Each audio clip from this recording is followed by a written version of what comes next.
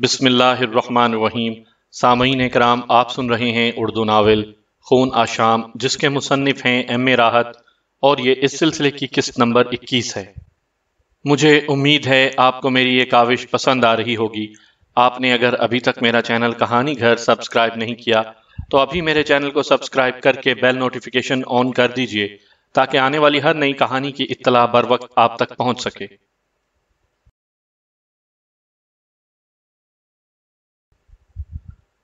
تارا چند نے سرگوشی میں کہا، آئیے مہاراج، ہمارے پاس سواری کا کوئی بندوبست نہیں ہے، آپ کو پیدل چلنا پڑے گا۔ آپ کو تکلیف ہوگی۔ تارا چند جی، میں تو بالکل ٹھیک ہوں۔ یہ پیدل سفر البتہ اچھا خاصا تھا، اور اس کا اختتام ایک مندر پر ہوا۔ غالباً تارا چند اسی مندر میں رہتا تھا۔ مندر میں داخل ہونے کے لیے بھی اس نے مندر کا دروازہ استعمال کرنے کی کوشش نہیں کی، بلکہ یہاں داخلہ بھی ایک درخت کی جڑ میں بنے ہوئے خاص راستے سے ہوا تھا۔ معاملات واقعی دلچسپ تھے۔ چھوٹی سی سرنگ طے کرنے کے بعد ہم مندر میں داخل ہو گئے۔ یہ مندر کے کسی پجاری کا حجرہ معلوم ہوتا تھا۔ تارا چند نے وہ دروازہ بند کر دیا اور اس کے سامنے پڑا ہوا پردہ کھینچ دیا، جس سے اب یہ احساس نہیں ہوتا تھا کہ اس پردے کے عقب میں کوئی خفیہ راستہ ہوگا۔ مجھے یہ دونوں کردار بہت دلچسپ لگے تھے۔ بیٹھو بیاس مہاراج، تم حیران تو ہو گئے ہمارے ان کاموں پر، مگر ہم ابھی تمہاری حیرانی دور کیے دیتے ہیں۔ تم اس جگہ کو محفوظ سمجھتے ہو؟ میں نے سوال کیا۔ ہاں مہاراج، ابھی تک بھگوان کی دیا سے یہ جگہ محفوظ ہی ہے۔ حالات بتانے کے لیے تمہیں پوری کہانی سنانی ہوگی۔ تم سوچ رہے ہوگے بیاس مہاراج کہ ہم نے تم پر اتنا بھروسہ کیوں کر لیا ہے۔ یہ بھی سوچ رہے ہوگے کہ تم ہم مان نہ مان میں تیرا مہمان بن گئے ہیں۔ پر کچھ ایسی ہی باتیں ہیں جن میں کبھی کبھی منش کو کھو جانا پڑتا ہے۔ مہاراج، ہم بہت دنوں سے کشٹ میں ہیں۔ مجھے تھوڑی بہت جیوتش ودیا آتی ہے۔ یہ بات تو ستارے بہت پہلے بتا چکے ہیں کہ بالآخر ایک دن ویر سنگھ مہاراج کو ان کی گدی واپس مل جائے گی۔ پاپی کرنام سنگھ انہیں مار نہ پائے گا۔ ستاروں کی چال نے ایک بات اور بتائی تھی، وہ یہ کہ ان سارے کاموں کو کرنے والا ایک ایسا منش ہوگا جس کی کوئی بات سمجھ میں نہیں آئے گی۔ وہ آئے گا اور حالات بدل دے گا۔ بھگوان کی سوگند بیاس، ہم بہت دن سے ایسے کسی منش کا انتظار کر رہے تھے۔ یہ سراوتی عمر میں مجھ سے بہت چھوٹی ہے، پر جس کے من میں بھگوان ہوتا ہے وہ ہر عمر میں سچ بولتا ہے۔ اسے بھگوان کی سوگند دے کر پوچھ لو کہ جب تمہارے چرچے ہوئے تو میں نے اس سے یہی کہا تھا کہ سراوتی، ستارے جو کچھ کہتے تھے وہ پورا ہونے کو ہے، اور اسی سمے سے ہم تمہاری کھوج میں پڑ گئے تھے۔ دیکھو بیاس مہاراج، تم کوئی بھی ہو، کہیں سے آئے ہو، اور کیسے ہی وچار رکھتے ہو، جب انسان کا کوئی کام اڑا ہوا ہوتا ہے تو وہ کوشش کرتا ہی ہے کہ اس کی یہ مشکل دور ہو جائے۔ بیاس مہاراج، ہم تمہارے دوست ہیں، تمہیں کوئی فائدہ نہیں پہنچا سکیں گے تو نقصان بھی نہیں پہنچائیں گے۔ من کی بات تمہارے سامنے کیے دیتے ہیں، اور اس کے بعد تمہارا جو من چاہے کرنا، تمہیں کوئی مجبور کرنے والا تو ہے نہیں۔ بتاؤ کیا کام ہے وہ؟ میں نے نرم لہجے میں کہا۔ بہت عرصے پہلے یہاں بھادو چند مہاراج کی حکومت تھی۔ بھادو چند مہاراج کی رانی شکتاوتی مر گئی۔ ایک ہی بیٹا تھا اس کا، ویر سنگھ۔ پھر یوں ہوا کہ بھادو چند مہاراج نے ایک اور عورت سے شادی کر لی۔ یہ ناچن ہاری تھی اور مہاراج کے من کو بھا گئی تھی۔ پھر چھوٹی ذات چھوٹی بات، اس کے بیٹے کرنام سنگھ کو اپنے ستیلے بھائی سے ہمیشہ سے دشمنی تھی۔ ویر سنگھ کھرے خون کا مالک ہے۔ وہ گدی سنبھالنے کے بعد اسی طرح کام کرنے لگا جیسے مہاراج بھادو چند کیا کرتے تھے۔ بھادو چند نے مرتے ہوئے گدی ویر سنگھ کو ہی دی تھی، کیونکہ وہ بڑا بیٹا تھا، مگر ناچن ہاری کو یہ بات پسند نہیں آئی۔ چالاک عورت تھی، سازشیں کرتی رہی، اور آخرکار ایک دن مہاراج سنگھ غائب ہو گئے۔ ڈھونڈنے والوں نے 100 کوششیں کی، مگر مہاراج کا پتہ نہیں چل سکا۔ محل میں سوگ منایا گیا، پوری آبادی سوگ میں ڈوب گئی۔ ہر آدمی سے کہا گیا کہ مہاراج کو تلاش کرے، مگر پھر مہاراج کا پتہ نہ چلتا تھا۔ نہ ملا، اور کیسے ملتا؟ انہیں تو خود کرنام سنگھ نے غائب کیا تھا، لیکن بڑے بھائی کی گمشدگی کے بعد گدی چھوٹے بھائی ہی کو ملنا تھی، تو کرنام سنگھ راجہ بن گیا۔ مگر بڑا ہی پاپی ہے، بڑا ہی چالاک ہے۔ اس نے چاروں طرف اپنی سازشوں کے جال پھیلانے شروع کر دیے۔ بڑے بڑے جاگیرداروں کو اور جاگیریں دے کر اپنی مٹھی میں کر لیا۔ جنتا کے بارے میں اس نے کبھی سوچا ہی نہ۔ جنتا مرتی ہے تو مرے، بھوک سے کیسے ہی مرے۔ اس نے ہمیشہ بڑے بڑے جاگیرداروں کو نوازا، انہیں طاقت دی اور ایسی آسانیاں دی کہ وہ سب اس کے غلام ہو گئے، مگر جنتا کے من میں کبھی اس کے لیے محبت نہ جاگی۔ یہ ہیں کل حالات۔ ان حالات میں تبدیلی یہ ہوئی ہے کہ سورج سنگھ جو ایک مہمان ٹھاکر کا بیٹا ہے، وہ ویر سنگھ کا گہرا دوست تھا۔ راجہ بننے کے بعد ویر سنگھ نے اسے دیوان بنانا چاہا، مگر سورج سنگھ نے یہ کہہ کر ویر سنگھ کی پیشکش ٹھکرا دی کہ وہ صرف دوستی چاہتا ہے، دوستی کی قیمت نہیں ہوتی۔ کھرا ٹھاکر ہمیشہ ویر سنگھ کا دوست ہی رہا۔ اس کا بھی یہی خیال تھا کہ مہاراج ویر سنگھ کو غائب کرنے میں کرنام سنگھ کا ہاتھ ہے۔ بھرے دربار میں اس نے یہ بات کہہ دی، اور اس کے بعد بھلا کرنام سنگھ اسے کیسے معاف کرتا؟ اس نے یہ کہہ کر سورج سنگھ کو چھوڑ دیا کہ سورج سنگھ یہ بات 8 دن کے اندر اندر ثابت کر دے کہ مہاراج ویر سنگھ کو کرنام سنگھ نے غائب کیا ہے۔ اگر ایسا نہ کیا تو سورج سنگھ کو سزا دی جائے گی۔ سورج سنگھ جانتا تھا کہ وہ یہ بات ثابت نہیں کر سکے گا، اس لیے اس نے خاموشی سے اپنے خاندان سمیت بستی چھوڑ دی۔ اپنے خاندان والوں کو اس نے کہیں دور دراز چھپا دیا اور خود راجہ کرنام سنگھ کے لیے کام کرنے لگا۔ اس نے اپنی بستی ملودھی کو تیار کیا کہ کرنام سنگھ سے مقابلہ کرے۔ ملودھی اس کے ٹھاکر کے پتا کی بستی تھی اور پشتوں سے ان کی چلی آ رہی تھی۔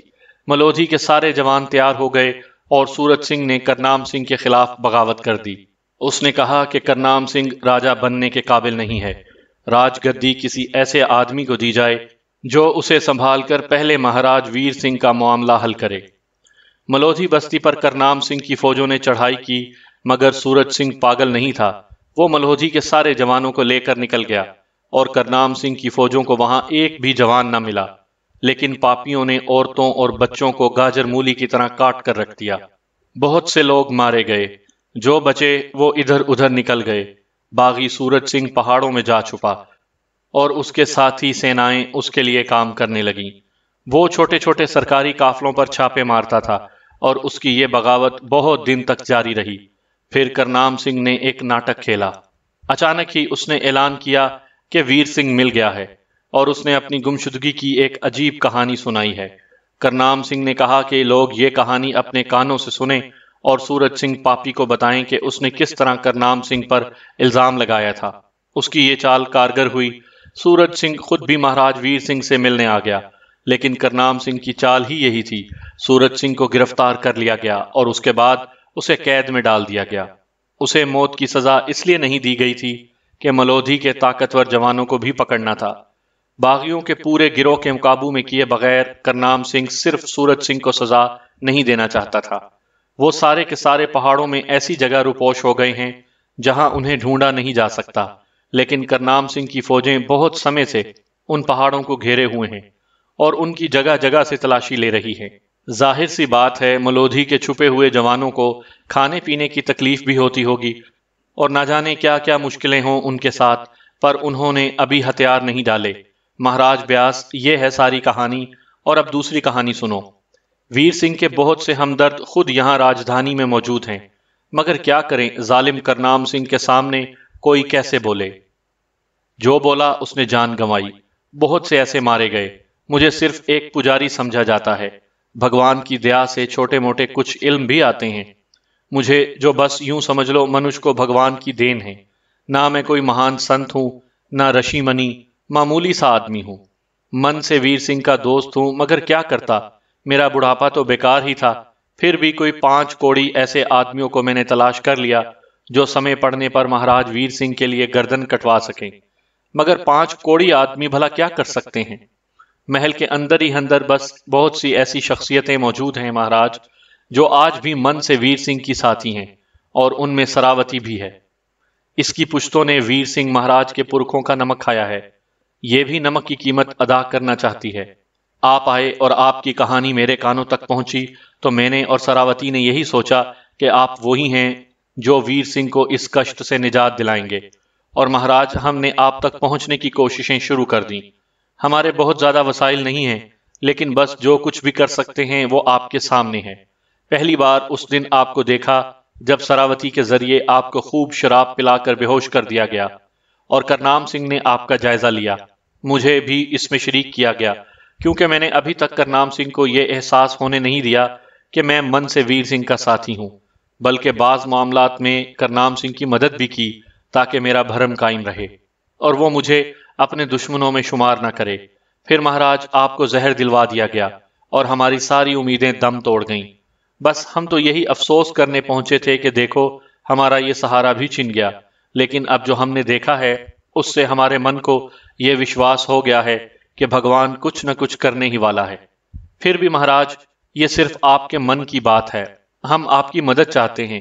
اگر آپ اس سے انکار کر دیں گے تب بھی ہم کیا کر سکتے ہیں، اور اگر آپ ہماری مدد کریں تو بھگوان آپ کو اس کا صلہ دے گا۔ میں خاموشی سے ان کی صورت دیکھتا رہا، پھر میں نے کہا، لیکن تارا چند مہاراج، میں آپ کی کیا سیوا کر سکتا ہوں؟ بھگوان نے آپ کو شکتی دی ہے، ایک ایسی شکتی جو منش کے بس کی بات نہیں ہوتی۔ اس شکتی کو استعمال کرتے ہوئے آپ ہماری مدد کریں۔ مجھے اعتراض نہیں ہے، جو کچھ مجھ سے بن پڑے گا میں ضرور کروں گا، لیکن یہ تم بتاؤ گے کہ میں کیا کر سکتا ہوں؟ ہاں ہاں، کیوں نہیں مہاراج، بڑی عجیب سی کہانی ہے مگر ہے، اور کہانی ہوتی ہے تو اسے سنایا ہی جاتا ہے۔ جیسا کہ میں نے آپ سے کہا کہ کوئی 5 کوڑی آدمی یہاں راجدھانی میں ایسے موجود ہیں جو مہاراج ویر سنگھ کے لیے گردنیں کٹوا دیں گے۔ ہم نے ان آدمیوں کو اپنے ساتھ ملا رکھا ہے اور وہ تیاریاں کر رہے ہیں۔ اصل مسئلہ سورج سنگھ کا ہے۔ مہاراج سورج سنگھ اگر کسی طرح آزاد ہو جائیں تو یوں سمجھ لے کہ آدھا کام بن جائے گا۔ سورج سنگھ کو کہاں قید کیا گیا ہے؟ بہت پہرے کی جگہ ہے جہاں انہیں رکھا جاتا ہے۔ میں گہری سوچ میں ڈوب گیا، بہت دیر تک سوچتا رہا۔ ویسے تو یہاں کے معاملات ابتدا ہی سے میرے لیے دلچسپ تھے، لیکن اب اس میں اتنی دلچسپیاں پیدا ہو گئی تھیں کہ میں انہیں نظر انداز نہیں کر سکتا تھا۔ اور ویسے بھی اب آشیش بھگونت سے رابطہ ختم ہونے کے بعد میری زندگی کا کوئی مقصد نہیں رہ گیا تھا، اور میں بس یوں ہی آوارہ پھر رہا تھا۔ اگر ایک کام ہی کر ڈالوں تو اس میں کیا برائی ہے؟ چنانچہ میں تیار ہو گیا۔ میں نے کہا، دیکھو تارا چند مہاراج، پہلے بھی تمہیں بتا چکا ہوں کہ اگر دھول گری میں چکت لال کا یہ معاملہ نہ ہوتا تو میں اس کی طرف کبھی متوجہ نہ ہوتا۔ یہ لمبے لمبے معاملات ہیں اور میں ان سے بچنا چاہتا ہوں۔ اصل میں تیجو مل کے لیے یہاں آیا تھا، اور یہ اچھی بات ہے کہ میں نے تیجو مل کو یہاں سے نکال دیا، لیکن اب تمہاری اس کہانی کی روشنی میں مجھے یہ اندازہ تو بخوبی ہو جاتا ہے کہ تیجو مل بے شک واپس چلا گیا۔ ہو سکتا ہے وہ کرنام سنگھ کی نگاہوں میں بے حقیقت ہو، لیکن چکت لال واپس جا کر اس کا ستیہ ناش مارنے کی کوشش ضرور کرے گا، اور اب تو جب کرنام سنگھ کو یہ معلوم ہوگا کہ میری لاش غائب ہو گئی ہے تو وہ تیجو مل کو زیادہ نظر میں رکھے گا۔ اصل میں تارا چند جی، اس معاملے میں جو کچھ کروں گا یا جو کچھ میں کر رہا ہوں وہ صرف تیجو مل کے لیے۔ تو پھر مہاراج سب سے پہلی کوشش یہ کریں کہ جس طرح بھی بن پڑے تیجو مل اور اس کے پریوار کو وہاں سے نکال دیں، کیونکہ آپ بالکل سچ کہہ رہے ہیں، آپ کی موت کا انتظار کیا جا رہا ہوگا، اور وہ بھی اس لیے کہ آپ نے رمبیر کی پوری سینا کو شکست دے دی تھی۔ مہاراج، بھگوان کی سوگند، انہی تمام باتوں کو دیکھتے ہوئے میرے من میں یہ بات آئی تھی کہ آپ بہت کچھ کر سکتے ہیں، تو میں کہہ رہا تھا کہ جتنی جلدی ہو سکے تیجو مل اور اس کے پریوار کو وہاں سے نکلوا لیں۔ مگر ہم انہیں رکھیں گے کہاں؟ میں نے سوال کیا۔ اس سلسلے میں میرے من میں ایک بات ہے، سراوتی بیچ میں بولی۔ کیا؟ دیکھو، چوروں کی رکھوالی اگر چور ہی کریں تو کوئی نقصان نہیں ہوتا۔ کیا مطلب؟ میں نے تعجب سے کہا۔ تیجو مل اور اس کے پریوار کو یہاں راجدھانی میں بلوا لیا جائے اور یہیں رکھا جائے، کوئی سوچ بھی نہیں سکتا کہ گیدڑ شہر کا رخ کرے گا۔ میرا مطلب یہ ہے مہاراج کہ کوئی یہ نہیں سوچ پائے گا کہ تیجو مل اور خود راجدھانی میں چلا آیا ہے اپنا جیون ختم کرنے کے لیے۔ ٹھیک، بڑا اچھا مشورہ دیا ہے تم نے سراوتی، مگر ہم یہاں راجدھانی میں تیجو مل کو چھپائیں گے کہاں؟ یہ ذمہ داری آپ مجھے دے دیں مہاراج۔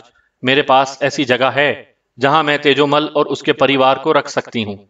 کچھ دیر سوچنے کے بعد میں نے اس کھیل میں باقاعدہ شامل ہونے کا فیصلہ کر لیا۔ میں نے کہا، تو پھر تارا چند مہاراج، سب سے پہلا کام تو آپ یہ کریں کہ مجھے رام رتن مندر لے چلیں۔ اس وقت رام رتن مندر میں تیجو مل چھپا ہوا ہے۔ میں نے اسے ابھی دھول گری نہیں جانے دیا، میں خود اس کے ساتھ دھول گری جانا چاہتا ہوں۔ ارے یہ تو بڑی اچھی بات ہے، اس سے کام آسان ہو جائے گا۔ پر مہاراج، ابھی سمے ہے، ہم آپ کو تیز رفتار گھوڑے دے دیں گے۔ آپ یوں کریں کہ جتنی جلدی ہو سکے خاموشی سے دھول گری نکل جائیں اور تیجو مل کے بیوی بچوں کو ساتھ لے آئیں۔ تم یوں کرو کہ ایک گھوڑا مجھے دے دو، اس گھوڑے سے میں چلا جاتا ہوں اور یہاں سراوتی تیجو مل کو اس کے گھر میں چھپا دے جس میں اس نے کہا ہے۔ یہ کام میں کیے لیتی ہوں، مگر کیا تیجو مل ہمارے ساتھ آ جائے گا؟ نہیں، چلو ہم رام رتن مندر چلتے ہیں، وہاں سے تیجو مل کو لے آئیں۔ ابھی چونکہ سمے باقی ہے اور اس بات کا پتہ اگر چل بھی گیا ہوگا کہ مہاراج بیاس غائب ہو چکے ہیں تو ان کی تلاش بھی صبح ہی کی جائے گی، اگر ہم جلدی جلدی اپنا یہ کام کر لیں تو کیسا رہے گا سراوتی؟ بہت اچھا تارا چند مہاراج، دیر کس بات کی ہے؟ تو پھر بیاس مہاراج، ہاں بالکل ٹھیک ہے، ایسا کر لیتے ہیں۔ سراوتی، تو جائے گی بیاس مہاراج کے ساتھ رام رتن مندر؟ نہیں مہاراج، آپ چلے جائیے تاکہ میں اس گھر کو ٹھیک کر لوں۔ آپ کو پتا ہے میں کون سے گھر کی بات کر رہی ہوں؟ ارے ہمیں نہیں پتا ہوگا۔ تارا چند اسی خفیہ راستے سے باہر نکل آیا۔ ہم نے فاصلہ طے کیا اور رام رتن مندر پہنچ گئے۔ بیچارہ سیدھا سادہ تیجومل وہاں موجود تھا، ہمیں مل گیا۔ بڑا پریشان نظر آ رہا تھا، کہنے لگا، کیا ہم دھول گری چل رہے ہیں؟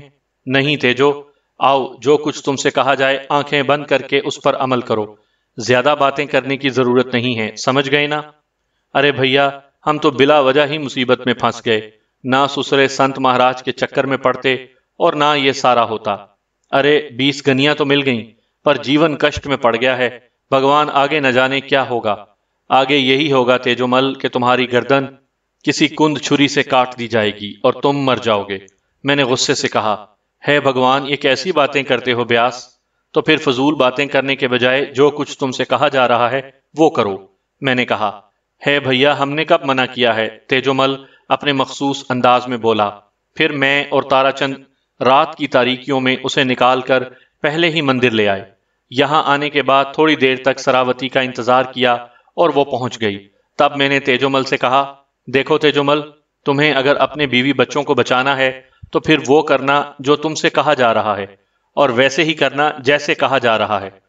بھیا ہم تو ہمیشہ سر جھکا دیا کرتے ہیں سب کے سامنے، پر بری پڑ گئی ہے ہم پر، تیجومل نے کہا، اور میں نے مسکرا کر گردن ہلا دی۔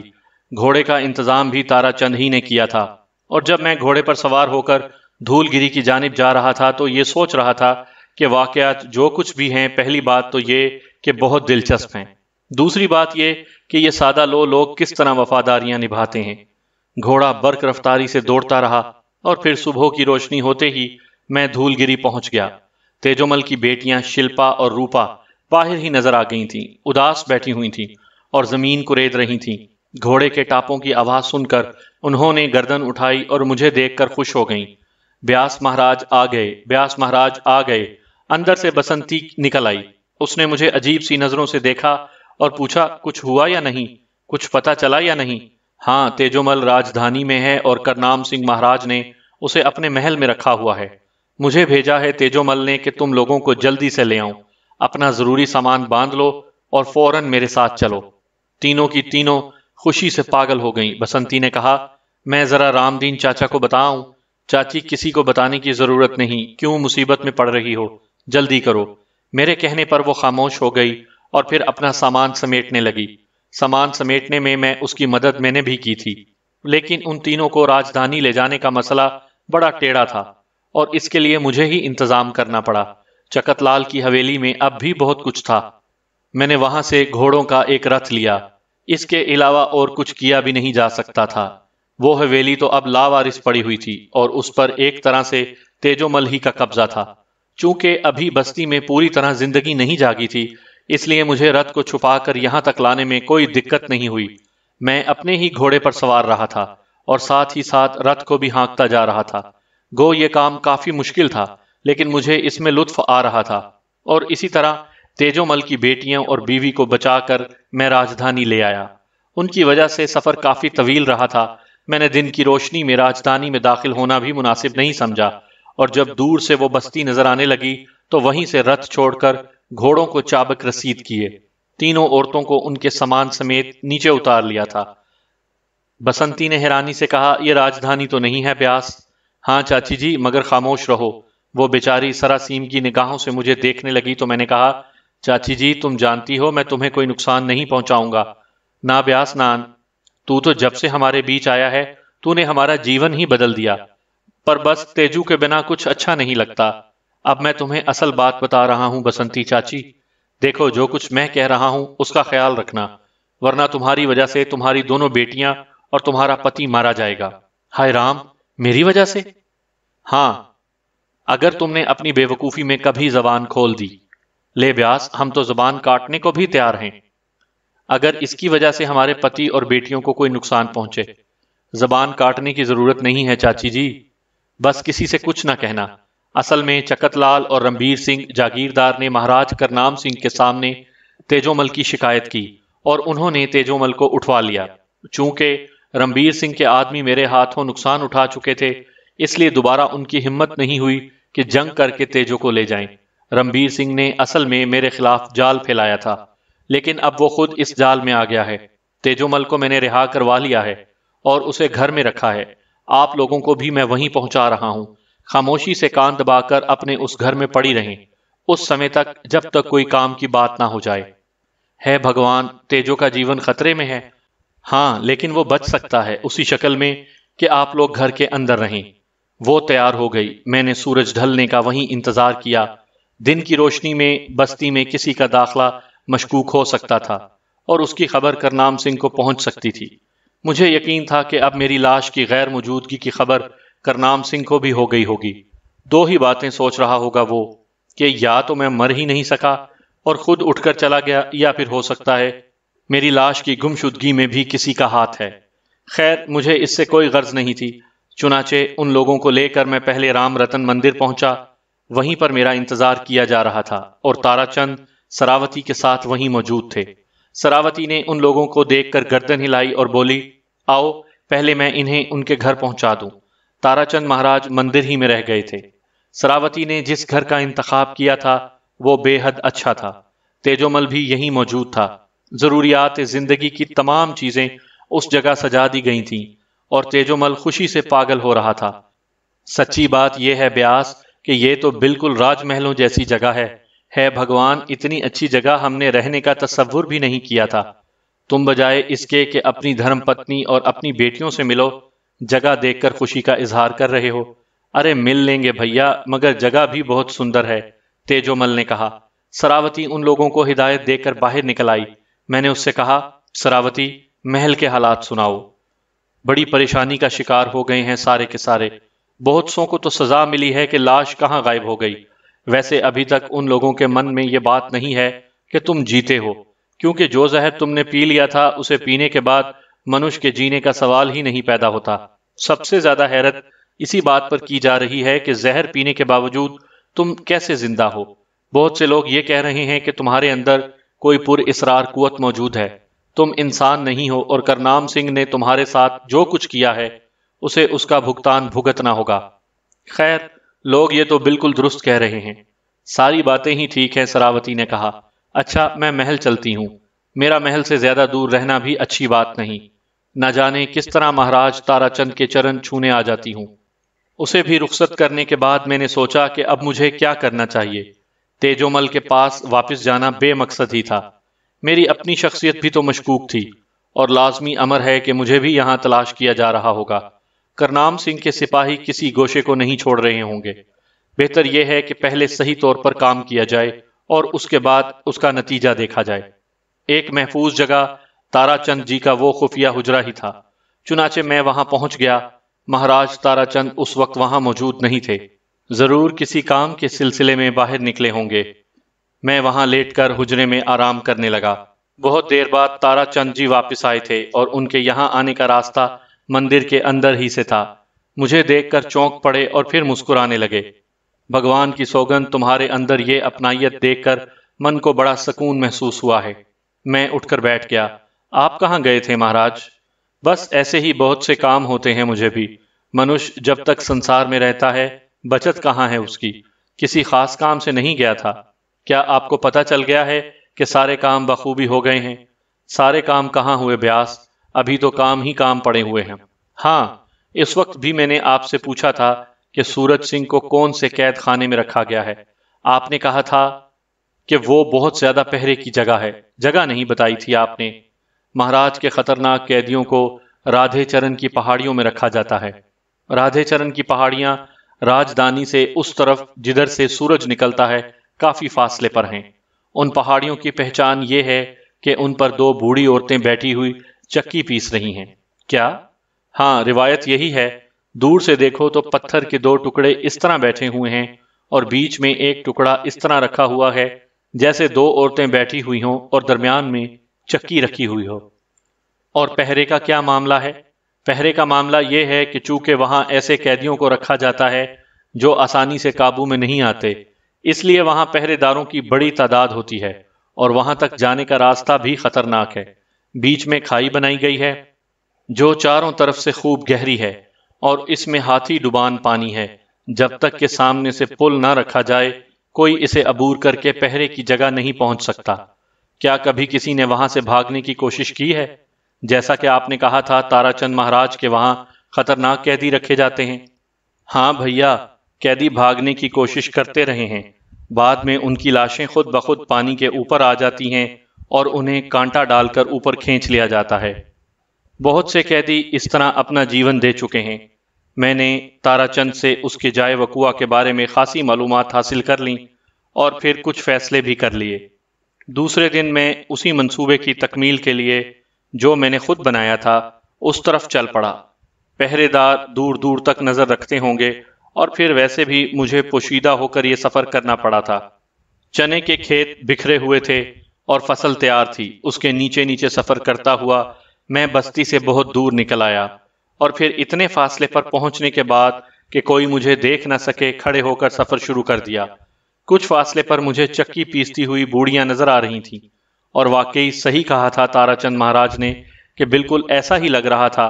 میں نے یہاں سے سمتوں کا جائزہ لیا اور پھر ایک ٹیلے کی آڑ میں چھپ کر سامنے کی سمت دیکھا۔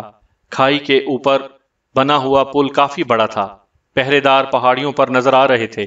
انہوں نے ایسی چوڑی چوڑی جگہیں بنا رکھی تھیں جہاں بیٹھ کر وہ آس پاس نظر رکھ سکتے تھے۔ میں نے بہت لمبا چکر کاٹ کر سامنے کی سمت چھوڑی اور اطراف کا جائزہ لیا۔ پچھلا حصہ ہی مناسب محسوس ہوا تھا۔ یہ سب کچھ تو اپنی جگہ تھا لیکن مناسب منصوبہ بندی بھی ضروری تھی اور مجھے اس پر عمل کرنا تھا۔ وہ کھائی جو سامنے نظر آ رہی تھی کوئی 20 ہاتھ چوڑی تھی اور واقعی عام لوگ اسے عبور نہیں کر سکتے تھے، لیکن میرے لیے یہ مشکل کام نہیں تھا۔ وہ صرف ہاتھی ڈبان تھی اور میں ہاتھی سے زیادہ طاقتور۔ میں نے یہ جائزہ لے لیا کہ اگر میں اس کھائی کو عبور کر لوں تو اس کے بعد میرے لیے ان چٹانوں پر چڑھنا مشکل نہیں ہوگا۔ چٹانوں میں جگہ جگہ غار نظر آ رہے تھے۔ ان غاروں میں یقینی طور پر پہرے دار موجود ہوں گے، لیکن اب جو ہوگا دیکھا جائے گا۔ کوشش تو کر لینی چاہیے۔ چنانچہ میں نے کھائی میں چھلانگ لگا دی۔ پانی میں ایک چھپاکا ہوا اور میں نیچے بیٹھتا چلا گیا۔ نیچے رک کر میں نے اوپر کا جائزہ لیا، خاص طور پر غاروں کے ان دہانوں کو دیکھا۔ میں یہ اندازہ لگانا چاہتا تھا کہ پانی کے چھپاکے کی آواز ان لوگوں کو پہنچی ہے یا نہیں، لیکن شاید ان ساری کارروائیوں سے وہ اتنے مطمئن تھے کہ انہیں گمان بھی نہیں تھا کہ کوئی انسان باہر سے اس طرح آنے کی کوشش کرے گا۔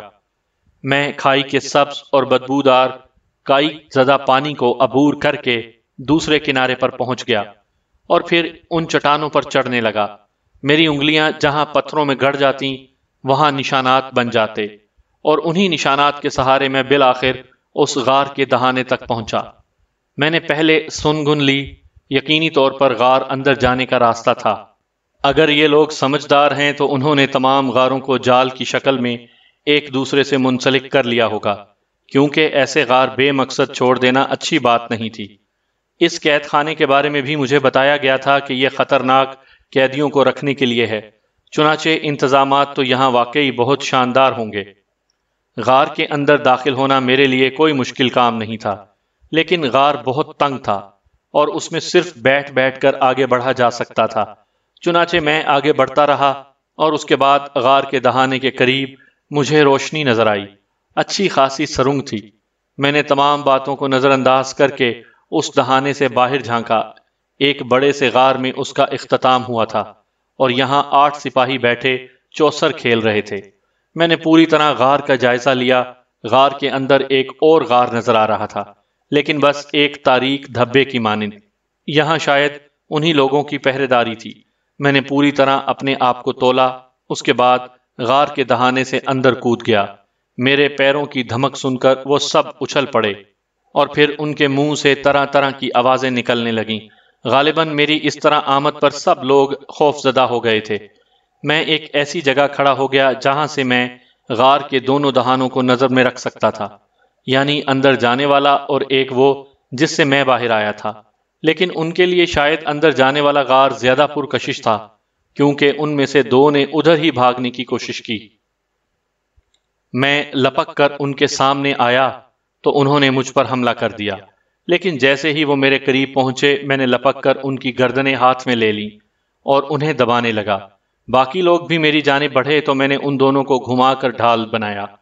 میری انگلیاں ان کے نرخروں میں گڑ گئی تھیں اور وہ گڈوں کی طرح ہاتھ پاؤں مار رہے تھے۔ میں نے انہی سے اپنے ہتھیاروں کا کام لیا اور انہیں زور زور سے دوسرے لوگوں سے ٹکرانے لگا۔